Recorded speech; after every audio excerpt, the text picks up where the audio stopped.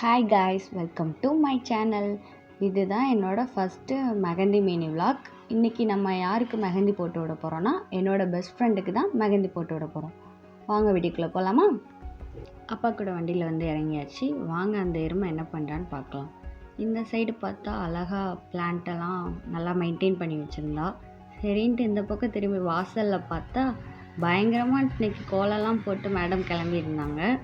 அப்புறம் எப்பயும் போல் நிறைய ரீல்ஸ் அண்டு ஃபோட்டோஸ்லாம் எடுத்து முடிச்சுட்டு எப்போயுமே கையில் தான் நான் மெஹந்தி போடுவேடி, இப்போ வா உனக்கு நான் காலில் போட்டு வரேன்னு சொல்லிட்டு காலில் போட ஸ்டார்ட் பண்ணிட்டேன்.